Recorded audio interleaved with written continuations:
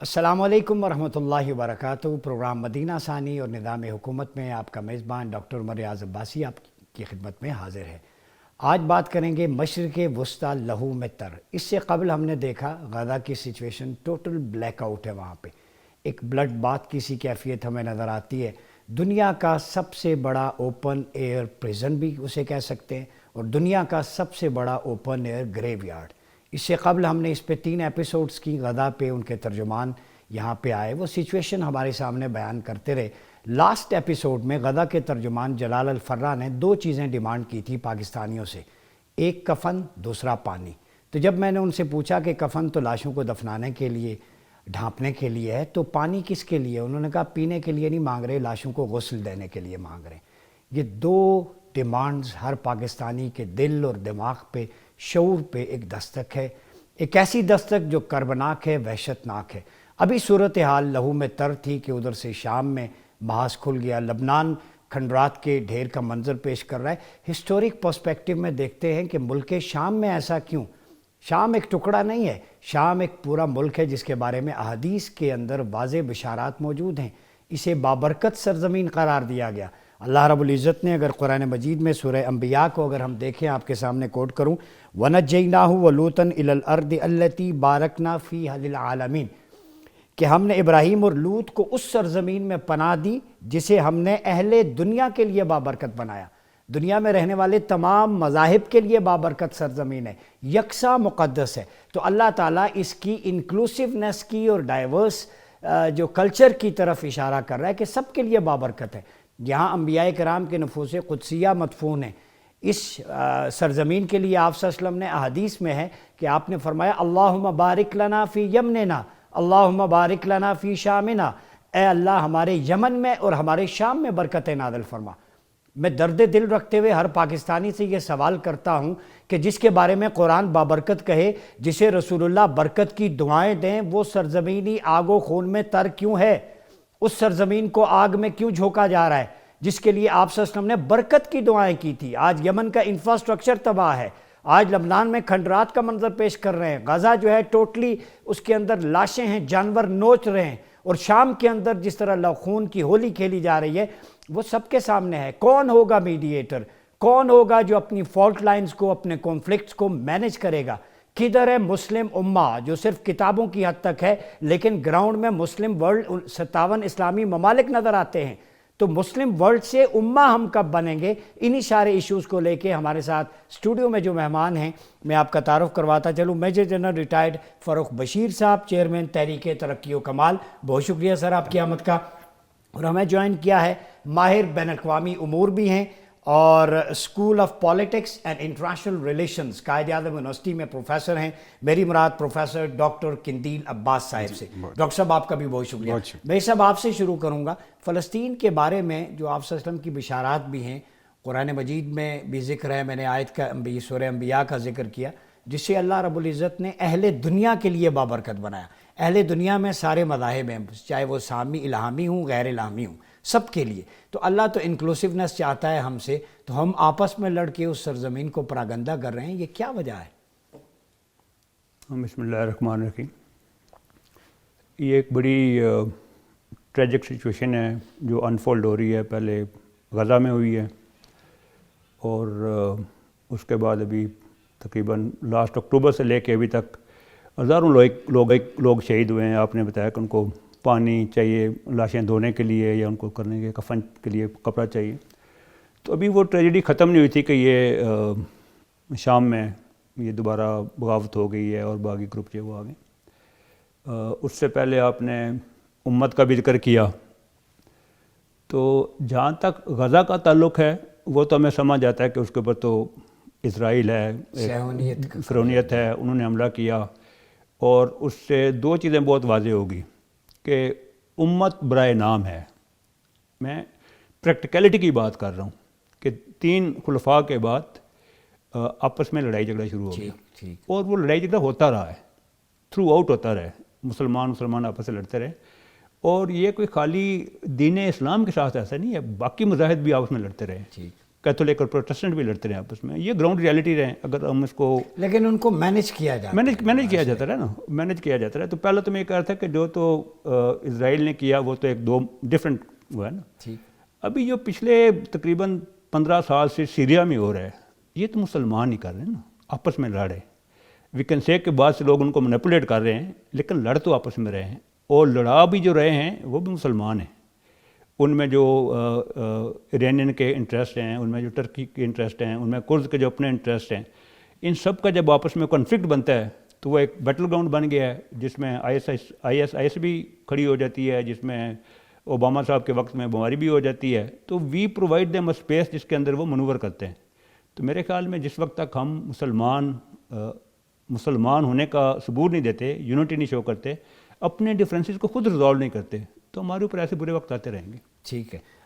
Doctor Qandeel عباس صاحب, یہ بتائیں کہ فالٹ لائنز تو ہوتی ہیں لیکن انہیں مینیج کیا جاتا ہے. کانفلکٹ مینجمنٹ کا, ٹرانسفارمیشن کا یا پریونشن کا ایک فارمولہ بھی ہے قرآن میں, حدیث میں, آپ سے بہتر کون جانتا ہے.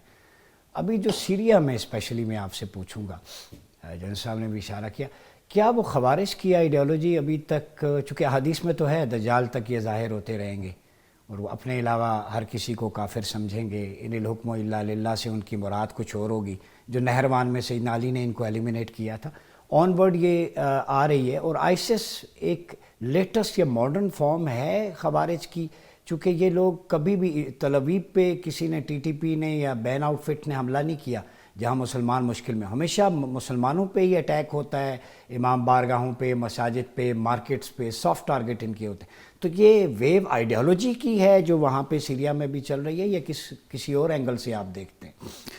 جی, بڑا خوبصورت آپ کا انٹرو بھی تھا اور بڑا ناپتہ اللہ کویسچن بھی آپ نے کیا, اپریشیٹ کرتا ہوں میں آپ کو.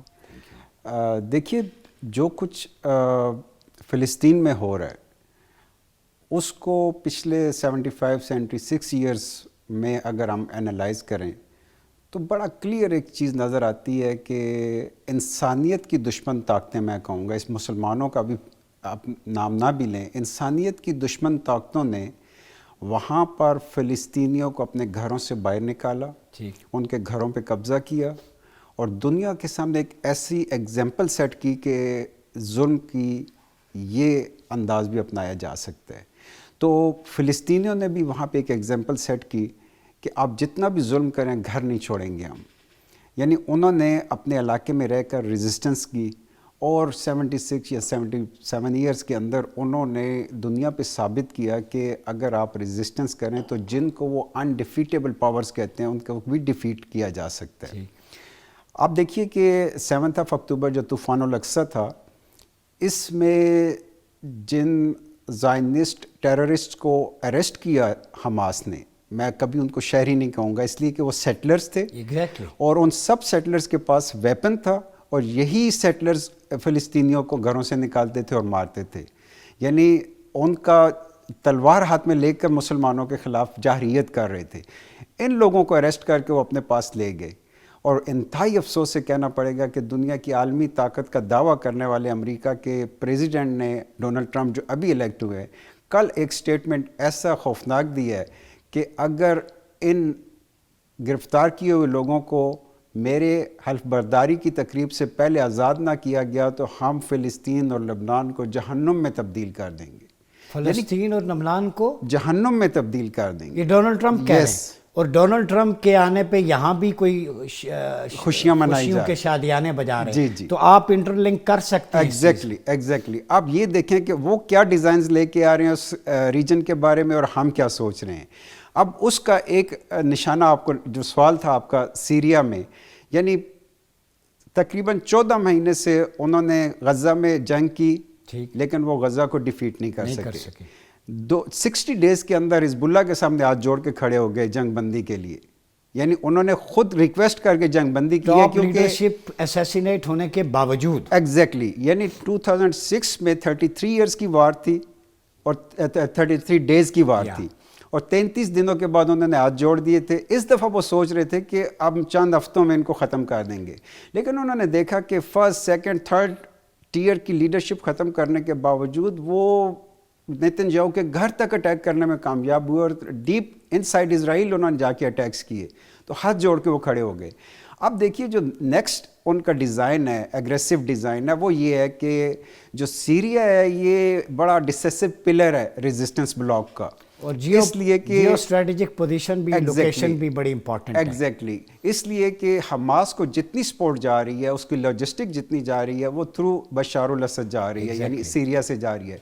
अगर इराक से कोई जाती है, यानी बाकी अरब ममालिक तो अनफॉर्चुनेटली वो बिल्कुल ही सर नीचे करके उनके चूल्हे ठंडे ख़त्म हो चुके हैं, लेकिन एक जगह से वो लॉजिस्टिक सपोर्ट जा रही है। तो उन्होंने डिज़ाइन ये किया हुआ था कि हिज़्बुल्लाह को के साथ जंगबंदी करके 60 डेज़ की जंगबंदी की है, और वहाँ पे उन्होंने उसी दाइश को, उसी अलकायदा को, उसी तहरीर शाम को, यानी हयात तहरीर शाम के नाम से नया HTS के नाम से जो नया ग्रुप आया है, इसको इजराइल और अमेरिका ने लॉन्च किया है। और अनफॉर्चुनेटली मैं आपको ये कहूँगा कि तुर्की को एज अ करके मुसलमानों के अंदर इस वक्त वो एक नया मैदान खोलने जा रहे हैं। और मैं सिर्फ यही कहूँगा कि आपको अनकरीब मशरक़ वस्ता का एक और अफ़गानिस्तान नज़र आएगा शाम के अंदर, और इसी शाम की वजह से तमाम अरब ममालिक की इकॉनमी भी डूबेगी, और यहाँ का जो पीसफुल इन्वायरमेंट है उसके अंदर टेररिज्म, एक्सट्रीमिज़म और फिर अल्टीमेटली पॉलिटिकल इंस्टेबिलिटी नज़र आएगी। जी, डॉक्टर साहब ने जो कहा कि मशरक़ वस्ता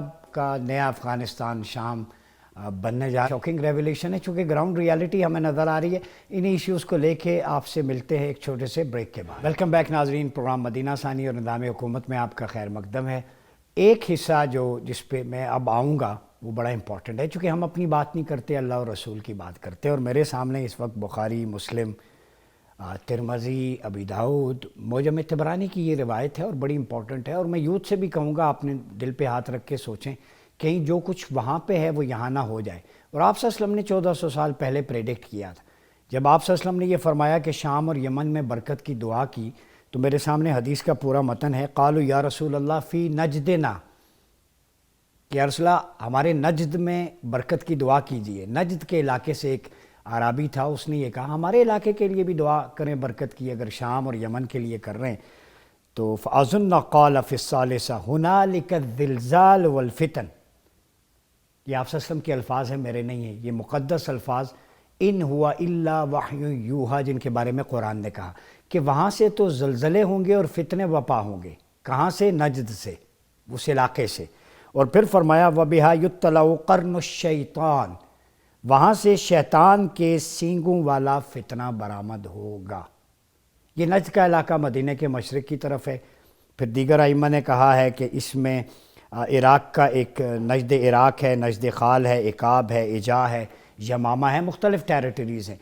तो मेरा सवाल ये है कि उस दौर के अंदर वो जो फितना था जिसकी तरफ आप सल्लल्लाहु अलैहि वसल्लम ने इशारा किया, वो कबीला बनु तमीम से था, जिसने आप सल्लल्लाहु अलैहि वसल्लम से कहा था कि इत्तक़िल्लाह या मोहम्मद, ए मोहम्मद सल्लल्लाहु अलैहि वसल्लम अल्लाह से डरिए। आपने फरमाया मैं नहीं डर रहा, तो कौन अल्लाह से डर रहा है?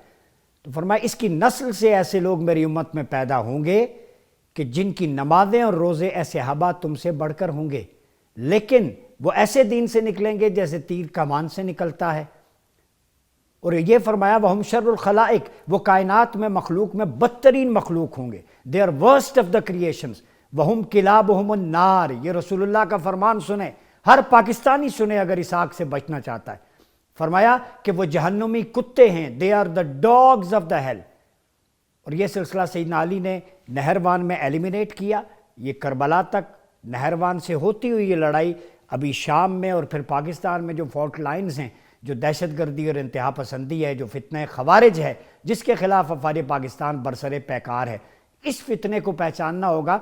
मैं अपने पार्टिसिपेंट से ये जानने की कोशिश करूँगा कि ये कर्न शैतान जो नजद का फितना है, जिसे आप सल्लल्लाहु अलैहि वसल्लम ने अपनी उम्मत में कहा, इसका सॉल्यूशन क्या है? इससे हम भी झुक रहे हैं। जी जनरल साहब ये बताएं कि हुजूर अलैहिस्सलाम की अहादीस मैंने आपके सामने रखी, रेफरेंसेस के साथ, मुत्तफ़क़ अलैह, किताबुल फितन, इशरातुस्साआ, इमाम मुस्लिम ने, इमाम बुखारी ने, ढेरों हैं। सब कुछ जानने के बावजूद भी हम बहकावे में आ जाते हैं और अपने फ़ौजियों की जवानों की लाशें भी पेश कर रहे हैं, सीने पेश कर रहे हैं। जैसे इराक़ में, शाम में, लीबिया का आपका हशर देखा, तो आप नहीं समझते कि अपने अंदर की इंटरनल फॉल्ट लाइन्स हैं, इसको ख़त्म करें تو پھر صہیونزم کا مقابلہ ایک مٹھی بن کر سکتے ہیں؟ میں تو اس چیز کا بہت بڑا دائی ہوں کہ سب سے پہلے پاکستان میں اسٹیبلٹی ہونی چاہیے، ٹھیک، پاکستان کو طاقتور ہونا چاہیے۔ اگر آپ خود لڑکھڑا رہے ہیں تو آپ کسی مسلمان بھائی کا یہ بات مددگار نہیں بن سکتے، اور بدقسمتی سے ہم خود لڑکھڑا رہے ہیں۔ آپ نے فتنہ الخوارج کی بات کی ہے، ابھی بلوچستان میں پچھلے تقریباً 25 سال سے اور فاٹا میں بھی ابھی جو پراپر ڈسٹرکٹ بن گئی ہیں ان میں بھی یہ ماحول چل رہا ہے۔ جی، تو میرے تو یہ اس چیز کے اوپر امفسس ہے، اور میں بڑا پروپوننٹ ہوں اس چیز کا کہ we must consistently and constantly keep engaging people, جو یعنی ملٹری فرنٹ کے ساتھ باقی فرنٹس پہ بالکل بھی بالکل ان کو کریں۔ کریکولم جو ڈیزائن ہونے یا اس کے لیے یوتھ امپاورمنٹ سکلز پروگرامز ہم ہاں مطلب انیشیٹ کر سکتے ان کو ان سے وین آؤٹ کریں نا، ہیں، قومی دھارے میں قومی شامل دھارے میں کریں، لیکن اس کے ساتھ ساتھ باقی طریقوں کو امبیج کریں۔ ہمیں ہر حالت میں یہ کوشش کرنی چاہیے کہ یہ آگ کم سے کم ہو، پھیلے نہ۔ یہ میرا اس کے بارے میں۔ جی ڈاکٹر صاحب یہ بتائیں، ڈس انگیجمنٹ جو ہے وہ سویلینز کی یا ان کے ریلیٹیوز کی، سمپیتھائزرز اور فیسیلیٹیٹرز کی میں بات نہیں کرتا، کیونکہ یہ انٹر لنکڈ ہے مڈل ایسٹ کے۔ آپ لوگ کہیں گے فتنہ خوارج کی بات کیوں کری، یہ فتنہ خوارج ہی ہے ادھر وہاں پہ جو کام دکھا رہا ہے، بالکل صحیح۔ جس نے عراق میں بوکو حرام کی صورت میں گردنیں اتاری، اور اسلام کا بھی امیج، اولیویئر رائے جیسے لوگ پھر گلوبلائز اسلام لکھتے ہیں کہ ISIS is the real presentation of Islam, ایسا ہی ہے۔ تو پھر اس کو انکاؤنٹر آپ اور ہم جیسے لوگوں کو کرنا پڑتا ہے۔ سوال یہ ہے کہ پاکستان میں یا پوری اسلامی دنیا میں disengagement of masses from militants یہ کیسے ممکن ہے؟ دیکھیے ایک بڑی انٹرسٹنگ آپ کو بات بتاؤں کہ جب ابراہام ایکارڈز کی کمپین چل رہی تھی، اور بڑے دکھ سے کہنا پڑتا ہے کہ ہمارے ٹاپ کے کئی مسلمان ممالک اس کو جوائن کر رہے تھے، اور اس کی بیس پر اسرائیل کے ناجائز وجود کو تسلیم کرایا جا رہا تھا، تو اس زمانے میں سعودی عرب کے اوپر بھی اور ہمارے اوپر بھی بہت زیادہ پریشر تھا کہ ہمیں بھی اس کو جوائن کرنا چاہیے۔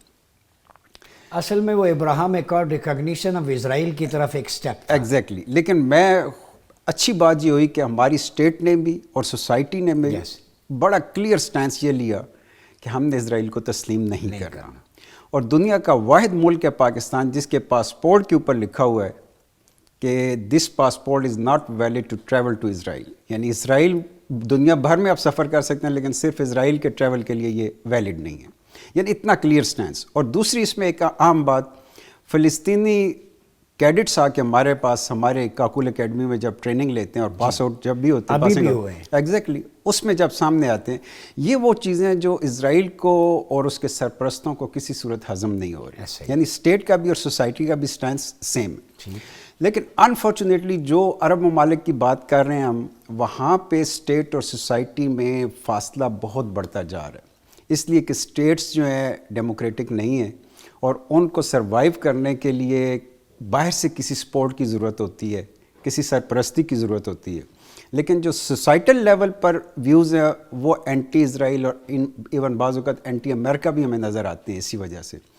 اب یہ جو صورتحال ہے، اس میں جو کچھ اس وقت کھیل کھیلا جا رہا ہے شام کے اندر، میں نے پہلے اشارہ کیا کہ ایک اور افغانستان بننے جا رہا ہے، اب یہ دیکھیے کہ اصل میں خطرہ تھا اس وقت اسرائیل کو، اور یمن سے بھی اس پہ اٹیک ہو رہے تھے، عراق سے بھی P M U popular mobilisation unit اس پہ اٹیک کر رہے تھے، حزب اللہ نے اٹیک کیا، حماس نے کیا، یعنی یہ سوسائٹل لیول کے لوگ ہیں، ابھی اسٹیٹس انوالو نہیں، وہ پوری کوشش تھی ان کی کہ کسی طریقے ایران کو ڈریگ کریں، جنگ میں لے آئیں، لیکن ایران کو پتہ تھا کہ یہ پورا خطہ جو ہے مسلمان ممالک کا خطہ ہے، اور ایران کے ڈریگ ہونے کی وجہ سے نقصان مسلم ممالک کا ہوگا۔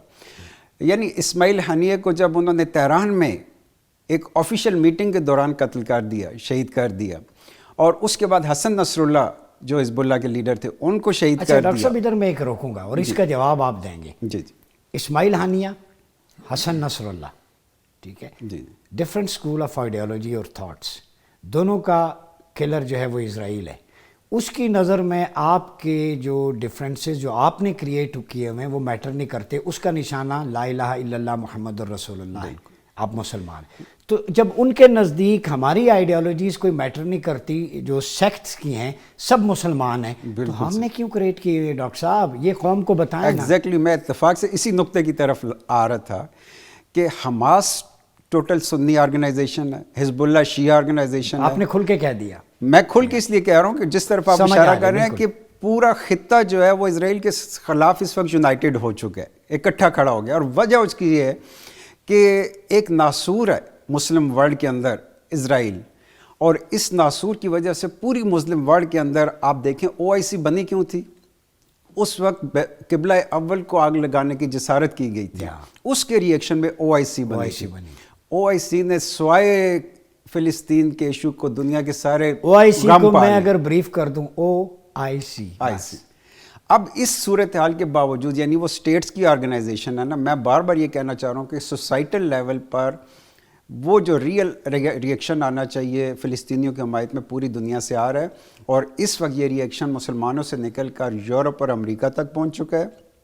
آپ کو امریکہ کی یونیورسٹیوں میں from river to the sea Palestine will be free کا نعرہ لگتا ہوا نظر آ رہا ہے. یعنی ایک ایسا نیریٹو جس کو وہ صرف مسلم ورلڈ کے اندر بھی دبانا چاہ رہے تھے, پوری ورلڈ میں نکل چکا ہے. اس کے ریئیکشن کے طور پر اب آپ کو جو کچھ سیریا میں کھیل نظر آ رہا ہے, وہ ایسا کھیل کھیلنے جا رہے ہیں کہ صرف اسرائیل کو بچانے کی خاطر پورے مشرق وسطیٰ اور عرب ممالک کے جو امن ہے اس کو تباہ کرنے جا رہے ہیں. جی ناظرین, صرف اسرائیل کو بچانے کے لیے یہ کھیل کھیلا جا رہا ہے. گفتگو کا سلسلہ دلچسپ مرحلہ ہو چکا ہے. بریک کے پاس واپس آئیں گے تو ہم ذکر کریں گے کہ باقی عرب سٹیٹس, ان کا ٹورزم, ان کا کلچر, ان کی ٹیکنالوجیکل ایڈوانسمنٹ ایک طرف, یعنی قریب میں آپ کے پڑوس میں اگر کسی کا جنازہ ہو تو آپ کہتے ہیں میرے چولہے کی یا سالن کی خوشبو بھی وہاں تک نہ جائیں, وہ غم کی حالت میں. لیکن ایک طرف مسلمانوں کی لاشیں بے گور و کفن ہیں, دوسری طرف انفراسٹرکچر عروج پہ ہے, ترقی عروج پہ ہے, دوسری طرف معاہدے عروج پہ ہیں, ٹیکنالوجیکل ایڈوانسمنٹ, نئے نئے شہر ڈیولپ ہو رہے ہیں. پتہ نہیں کیا ہو رہا ہے مسلمانوں کے لیے. اقبال نے کہا تھا ہے دل کے لیے موت مشینوں کی حکومت, احساس مروت کو کچل دیتے ہیں آلات. کیا ان آلات نے مسلمانوں کے احساس مروت کو کچل دیا ہے؟ اسی پہ بات کریں گے ایک بریک کے بعد. ویلکم بیک ناظرین, پروگرام میں ایک دفعہ پھر آپ کا خیر مقدم ہے. جنرل صاحب یہ بتائیے کہ آپ سولوشن کیا دیتے ہیں مڈل ایسٹ کی سچویشن, اسپیشلی سیریا کا, اور پیغام کیا ہے آپ کا قوم کے لیے, اور پاکستان کا رول اسپیشلی اس سچویشن میں کیا ہونا چاہیے؟ میں پہلے تو تھوڑا سا کومنٹ کروں گا. جو پہلے ہمارا آرگومنٹ چل رہا تھا, سوسائٹیز کا جو رول ہے وہ ہم سے زیادہ پروناؤنسڈ یورپ میں تھا, امریکہ میں تھا اگینسٹ غزہ وار. ٹھیک. جدھر ہم یہ کہتے ہیں کہ تھوڑا سا حماس بھی سنی آرگنائزیشن ہے, حزب اللہ شیعہ آرگنائزیشن ہے. باقی آپ نے کہا کہ قوم کے لیے پیغام کیا ہے, تو میں تو قوم کے لیے یہی پیغام دوں گا کہ اپنے اندر اتفاق لائیں, کشیدگی کو کم کریں, چاہے وہ مذہبی کشیدگی ہے چاہے وہ پولیٹیکل کشیدگی ہے. کہ اگر پاکستان مضبوط ہوگا تو پھر آپ اسلام کا قلعہ بن سکتے ہیں. اگر آپ کے اکانومی شیٹرز میں ہیں, اگر آپ کے اندر لڑائی ہو رہی ہے, آپ کے شہروں میں آپ کے ہر وقت لڑائی ہو رہی ہے, فلسطین کی بات کریں گے, آپ نہیں کر سکتے نا. جب وہی میں نے کہا نا کہ ایک گرتا ہوا لڑکھاتا ہوا آدمی دوسرے کو تو سپورٹ نہیں کر سکتا. اور اگر آپ ہمارے مسلمانوں کے لیے آپ کے جتھے یہاں کیپٹل میں آ جاتے ہیں, ٹھیک ہے, سلوگنز لے کے کہ کفن لے کے آؤ, زندہ واپس نہیں جائیں گے, تو یہاں پہ مینیج نہیں کر پاتے, تو پھر آپ ہم اوپر کی کیا بات کریں؟ میں اس کو تھوڑا سا, چونکہ اس کو کافی ماشاءاللہ آپ نے پولیٹیکل پولرائزیشن حدیث پڑھ کے آپ نے ذکر کیا. تو ایک حدیث مبارکہ ہے کہ ایک طاقتور مومن کمزور مومن سے بہتر ہے. تو جب مکہ میں تھے تو نبی پاک صلی اللہ علیہ وسلم نے دو میں سے ایک کے لیے دعا مانگی تھی, کیونکہ وہ انفلوئنس والے تھے, طاقت والے لوگ تھے. تو یہی پیغام امت کے لیے بھی جاتا ہے, اور اس کے اگر چھوٹے آپ آ جائیں اکائی کے اوپر تو ملک کے اوپر جاتا ہے. تو میں تو یہ پیغام دوں گا کہ پہلے پاکستان کو اپنے آپ کو سنبھالنا چاہیے, اپنی کچھ ویلیو بنائیں, کچھ آپ کی ویٹیج ہو, پھر آپ کی بات کو سنے گا. اگر آپ IMF کے سامنے ہاتھ پھیلا کے بیٹھے ہوئے ہیں, اگر آپ بالکل لڑکھڑا رہے ہیں, آپ کا آپس میں لڑائی ہو رہی ہے, تو پھر آپ مدد نہیں کر سکتے. تو میرا سب سے بہت ہی پیشنیٹ یہ پیغام ہے کہ اللہ تعالیٰ اس ملک میں امن لائے, اس ملک میں انڈرسٹینڈنگ ہو, تاکہ ہم ایک متحد اور اتفاق سے رہنے والی قوم بن کے ابھریں, اور پھر ہم باقی مسلمانوں کی مدد کر سکتے ہیں. ڈاکٹر صاحب یہ بتائیں کہ اپنی تو ٹھیک ہے، ہم نے ایک قوم بن کے، ظاہر ہے گھر ڈس آرڈر ہو تو پہلے گھر کو ٹھیک کرتے ہیں، پھر محلے کا کوئی ڈسپیوٹ کی بات کرتا ہے بندہ. اس وقت مڈل ایسٹ کی جو سچویشن ہے اس میں آپ کیا سولوشن دیں گے؟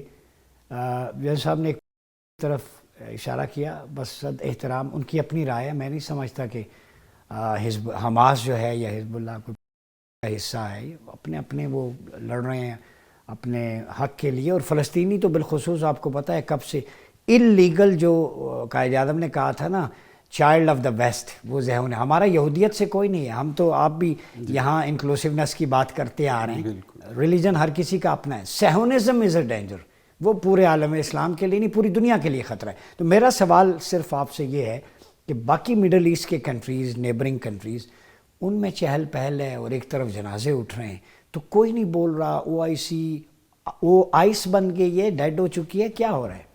دیکھیے یہ جو پراکسی کا ورڈ ہے نا، تھوڑا سا ہم چونکہ یونیورسٹی میں اسٹوڈنٹ کی حیثیت سے، ٹیچر کی حیثیت سے جب پڑھتے اور پڑھاتے ہیں نا، تو اس کو کہتے ہیں جو ایک ٹیشو پیپر کی طرح تیار کی جاتی ہے، استعمال کر کے پھینک دی جاتی ہے. لیکن حزب اللہ جو پہلے عمل ملیشیا کے نام سے جانی جاتی تھی، 1971-72 میں بنی. اس وقت ایران میں اسلامی انقلاب بھی نہیں آیا تھا. فلسطین کی مزاحمت 1948 میں شروع ہوئی، بلکہ اس سے پہلے شروع ہوئی، اور اس وقت ایران کا سوچ ہی کچھ اور تھی. میں سمجھتا ہوں کہ یہ ایران کے پارٹنر ضرور ہیں، نہیں ہے وہ ہوتی ہے جس کو استعمال کر کے آپ پھینک دیتے ہیں. اور دوسرا یہ ہے کہ ایران میں جب ریولوشن آ رہا تھا تو وہاں کے انقلابیوں نے بھی تربیت آ کر حزب اللہ کے پاس اور ایجپٹ میں جا کر اخوان المسلمون سے تربیت لی تھی. یعنی اس لحاظ سے تو ایران شاید ان کی نظر آئے گا ہمیں. ایک تو یہ چیز ہمیں سمجھنی چاہیے. دوسری بات یہ ہے کہ جب ہم یہ ریزسٹنس بلاک کا نام اس وقت گوگل آپ کریں تو نظر آتا ہے ہوتیز اور عراق کے جو حشد الشعبی ہے، PMU انگلش میں کہتے ہیں اس کے، پاپولر موبلائزیشن یونٹس، اسی طرح حزب اللہ ہے، حماس ہے. اب یہ وہ میں نے آپ کو بتایا کہ یہ وہ لوگ ہیں جو اکٹھے ہوئے ہیں جو اپنے خطے کے انٹرسٹ کو پروٹیکٹ کرنا چاہتے ہیں. اب اس خطے کے انٹرسٹ کو پروٹیکٹ کرنے میں میرا خیال ہے انہوں نے پیسو پالیسیز کی بجائے ایکٹیو پالیسیز کی طرف آئے ہیں. میں پاکستان کے لیے بھی یہی ریکمینڈ کروں گا کہ پچھلے 70-75 سال سے ہم پیسو فارن پالیسی لے کے چل رہے ہیں. ہم کسی ایکشن کے انتظار میں رہتے ہیں اور پھر سوچتے ہیں اس کے اوپر ہمارا ری ایکشن کیا ہونا چاہیے. ایک اسلامی دنیا کی ایٹمی طاقت کی حیثیت سے کچھ انیشیٹو بھی ہمیں لینے پڑیں گے، کلیئر سٹینس لینا پڑے گا. اگر واقعی کشمیر کو ہم آزاد کرانا چاہتے ہیں، فلسطین کے اوپر ہمیں بڑا کلیئر سٹینس لینا پڑے گا. ہمیں ترکی کو، امریکہ کو اور دنیا کو بتانا پڑے گا کہ اس سے پہلے ہم غلطی کر چکے ہیں افغانستان میں اس طرح کے گروپوں کی حمایت کرنے کی، اور اس کا نتیجہ ہم بھگت چکے اور بھگت رہے ہیں. آج اگر ترکی یہ کام کرے گا شام کے اندر، اتنا خوبصورت ملک، اتنا مضبوط ملک، کل اس کی بھی حیثیت وہی بنے گی جو اس وقت ہمیں باقی دنیا میں انسٹیبل کنٹریز. بہت شکریہ فاروق بشیر صاحب، پروفیسر ڈاکٹر قندیل عباس صاحب. بات ہو رہی ہے مڈل ایسٹ پہ، اسپیشلی جو سیریا میں اس وقت انسرجنسی چل رہی ہے، شورش ہے، اس کے سولوشن کی طرف ہم بڑھیں گے. ہمیں جوائن کیا ہے ممتاز زہرا بلوچ صاحبہ نے، ترجمان دفتر خارجہ. ممتاز بہت شکریہ آپ کا. یہ بتائیں جو پریویلنگ سچویشن ہے مڈل ایسٹ میں، اس کو آپ کیسے دیکھتی ہیں اور پاکستان کا اس میں کیا رول بنتا ہے؟ دیکھیں جو اس وقت مڈل ایسٹ میں سچویشن ہے، اس میں گورنمنٹ آف پاکستان کو بہت تشویش ہے، اور گورنمنٹ آف پاکستان کی خواہش ہے کہ وہاں پر جنگ بندی ہو. اور جو اس وقت کانفلکٹ ہے، جو وہاں پر جنگ چھڑی ہوئی ہے، خاص طور پہ غازہ میں 1 سال سے، اس کا جو سفیر ہے وہ زیادہ ایکسپینڈ نہ کرے. اس لیے پاکستان نے جو اسرائیل کی طرف سے ایکسپینشن ہوئی ہے، جو مڈل ایسٹ کے باقی ممالک پر انہوں نے حملے کیے ہیں، پاکستان نے اس کی بھرپور مذمت کی ہے. اور ہم نے OIC کے ساتھ مل کر انٹرنیشنل کمیونٹی پر زور دیا ہے کہ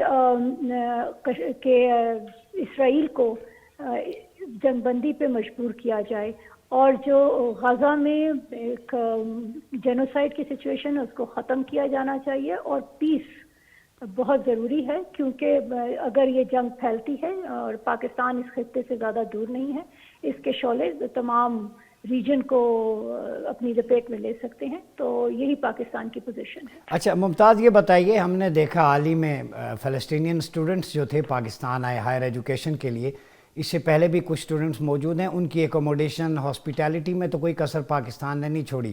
تو اس وقت جو اپ ڈیٹ ہے، کیا اور بھی فلسطینی اسٹوڈنٹس جو ہیں مختلف حصوں سے پاکستان ان کو یہاں پہ لائے گا اسکالرشپ پہ، اور یہاں پہ ان کو ایکوموڈیٹ کرنے کے لیے کیا انتظامات ہیں، کیا سمجھتی ہیں آپ؟ ہاں جی، دیکھیں جو فلسطین میں اس وقت سچویشن ہے اس پر پاکستان کی تمام جو آبادی ہے، ہماری قوم کی ایک یکساں پوزیشن ہے جی. اور ہم چاہتے ہیں کہ اس موقع پر فلسطینیوں کی مدد کریں. اسی تناظر میں حکومت پاکستان نے یہ فیصلہ کیا کہ وہ اسٹوڈنٹس جو غزہ کے میڈیکل کالجز بند ہونے کی وجہ سے ان کی تعلیم متاثر ہوئی تھی، ان کے لیے اپنے دروازے کھولے اور ان کو پاکستان میں لا کر یہاں پر ان کی ایجوکیشن کے لیے مواقع فراہم کریں. اور اس میں ہمیں بہت زیادہ کوآپریشن ملی. پاکستان کے جو ایجوکیشنل انسٹیٹیوشنز ہیں انہوں نے اپنے دروازے کھولے اور پاکستان نے ایک بہت پازیٹیو رول ادا کیا، فلسطینی اسٹوڈنٹس کو ویلکم کیا ہے. اور آگے بھی ہماری تو خواہش ہے کہ فلسطینی عوام کو جتنا پاکستان کی طرف سے سپورٹ مل سکے ہم دیں.